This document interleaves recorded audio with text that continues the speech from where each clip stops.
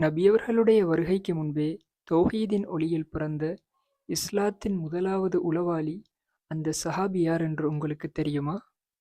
அவருடைய பேருதான் ஸெய்த் இப்னு ஸெய்த் ரலியல்லாஹு அன்ஹு.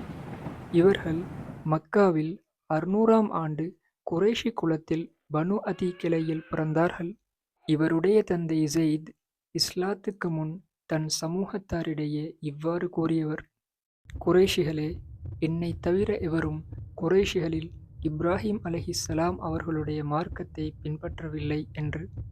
ஸெய்த் ரலியல்லாஹு அன்ஹு அவர்களும் அவருடைய தந்தையைப் போலவே சிலைகளை விட்டு விலகியும் அவற்றுக்கு படைக்கப்பட்ட இறைச்சியை உண்ணாமலும் வளர்ந்தார்கள்.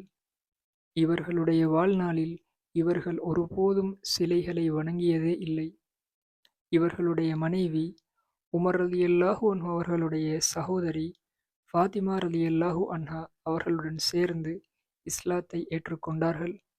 ஸெய்த் ரலியல்லாஹு அன்ஹு அவர்களுடைய வீட்டில்தான் உமர் ரலியல்லாஹு அன்ஹு அவர்களுடைய உள்ளத்தை இஸ்லாத்தை நோக்கி அல்லாஹ் விரிவாக்கினான். நபி அவர்கள் மதீனாவை நோக்கி ஹிஜ்ரத் செய்ய கட்டளையிட்ட போது இவர்கள் மதீனாவை நோக்கி ஹிஜ்ரத் செய்தார்கள். ஹிஜ்ரத்துக்கு பின் 2ஆம் ஆண்டு பத்ர் போருக்கான தருணம் நெருங்கியது. நபி அவர்கள் ஸெய்த் மற்றும் தல்ஹா ரலியல்லாஹு அன்ஹுமா அவர்களை வடக்கே அனுப்பி குறைஷியர்களின் நடமாட்டங்களை கண்காணிக்கும் பணியில் ஈடுபடுத்தினார்கள். இதுதான் இஸ்லாத்தின் முதல் உளவுப் பணி நியமனம்.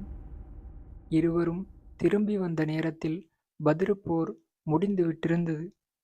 ஆனால் நபியவர்கள் கூறினார்கள், பத்ர் போரில் கலந்து கொண்டவர்களின் நன்மை மற்றும் பங்கு ஆகிய இரண்டும் இவ்விருவருக்கும் கிடைக்கும் என்று.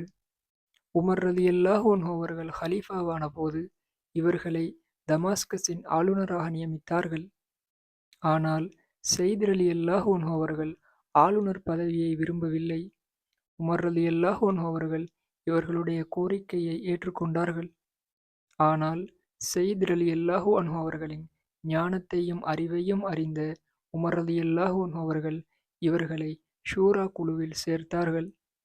ஒருமுறை நபி அவர்கள் 10 சஹாபாக்களின் பெயரை தொடர்ந்தும் கூறினார்கள். அவர்கள் அனைவரும் சுவர்க்கவாசிகள் என்றார்கள். அதில் இவர்களுடைய பெயரும் இடம்பெற்றிருந்தது. இவர்களுடைய பின்னாட்களில் மதீனாவின் அருகில் ஒரு பள்ளத்தாக்கில் அமைதியாக வாழ்ந்தார்கள். தனது 70வது வயதில் ஹிஜ்ரி 51இல் இவ்வுலகை விட்டும் பிரிந்தார்கள்.